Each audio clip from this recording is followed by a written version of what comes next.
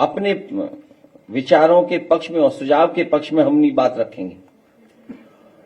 अगर डेटा ही स्टोर कहां करना, ये सवाल है। पूरे देश में हर घर हर दुकान में सीसीटीवी लगी हुई है, हर घर में स्टोर हो रहा है डेटा।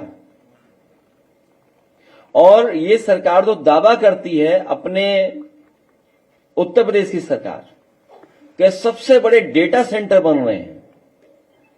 और इधर देश में भी कुछ योजनाएं स्टेट गवर्नमेंट ऐसी ला रही हैं जिससे कि विशेष पैकेज दिया जा रहा है डेटा सेंटर वालों को। तो जब इतने बड़े बड़े डेटा सेंटर बन रहे हैं, न कितने बड़े पैमाने पर डेटा स्टोर होगा। जो सबसे महत्वपूर्ण चीज है कि इलेक्शन का डेटा सुरक्षित रहे, स्टोर्ड रहे। अगर कभी कोई शिकायत हो, उस शिकायत पर कुछ कार्रवाई कर सकें। मुझे तो ऐसा महसूस हो रहा है कि भारतीय जनता पार्टी के दबाव में इलेक्शन कमीशन ऐसा फैसला ले रहा है, क्योंकि उत्तर प्रदेश में हमने देखा था, इनकी पुलिस कुछ वर्दी में, कुछ प्राइवेट ड्रेस में वोटर्स को धमका रहे थे। अगर वोटर निकल करके आ रहा था तो पहले तो प्राइवेट ड्रेस वाले रोकते थे, और अगर वो रोकने में कामयाब नहीं होते थे तो वर्दी वाले रोक लेते थे। और एक ऐसा समय हमने देखा, हम उन अपनी माताओं बहनों को बधाई देना चाहते हैं, जब पुलिस का अधिकारी रिवॉल्वर तान रहा था तो हमारी माताएं घबराई नहीं, बहनें घबराई नहीं। उन्होंने कहा कि कुछ भी करेंगे, हम वोट डाल करके आएंगे। ऐसी बहादुर महिलाओं को आज महिला सभा के इस कार्यक्रम में मैं कहना चाहता हूं, भविष्य में उनका सम्मान करने का काम हम लोग करेंगे, पार्टी कार्यालय में बुला करके। और कुंदरकी में सुनने में आया है, कुंदरकी विधानसभा का विशेष, और मैं तो आपसे कहूंगा पत्रकार साथियों से, मेरी बात न माने आप उस समय सीसीटीवी पे जो रिकॉर्डेड है, जिन्होंने वोट डाला है, वो आप निकलवा लीजिए। आपको सब पुलिस वाले निकल के आएंगे अंदर। क्या कह रहे हैं? प्राइवेसी भंग हो रही है। ये प्राइवेसी नहीं, ये जो पुलिस से माफियागिरी कराई जा रही है वोट लूटने की, उसका खुलासा हो जाएगा। आप कुंदरकी का हम चलो स्वागत करते हैं इलेक्शन कमीशन का।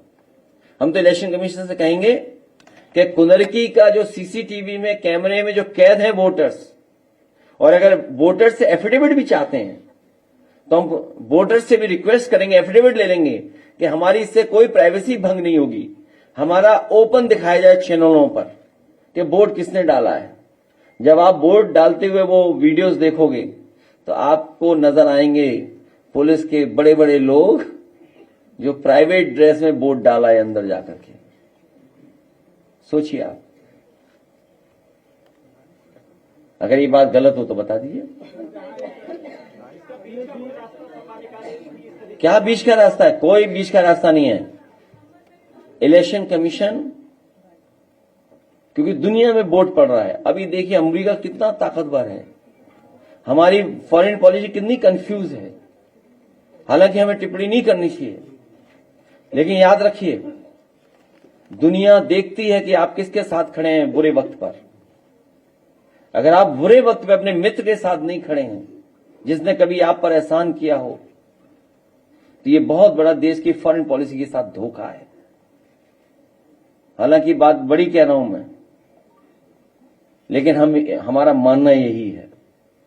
तो जब अमेरिका जैसा देश बैलेट से वोट पड़वा रहा है, हमारे यहां तो लोग अभी बहुत सी चीजें जानते नहीं हैं, गलती से शेयर कर लेते हैं कुछ चीजें सोशल मीडिया पे,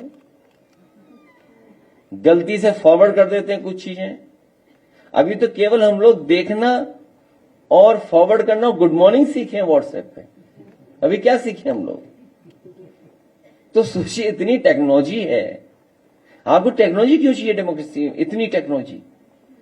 आप पढ़ाई में अच्छी पढ़ाई कराइए, समय के हिसाब से जो टेक्नोलॉजी जो बदल रही है उसके हिसाब से कोर्सेज लाइए, लेकिन हमारा वोट डालने का तरीका बैलेट से ही होना चाहिए। वो ही पुराना मैटर कि हमें पता हो कि हम वोट कहां डाल रहे हैं।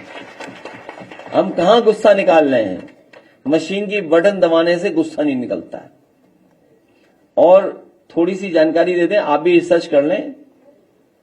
सुनने में आया कि मेरठ का चुनाव 2019 का, उसमें कई ईवीएम खराब हो गई थी और वीवीपैट की पर्ची प्रिंट करके गिननी थी, फोटोकॉपी करके गिननी थी। बताइए आप,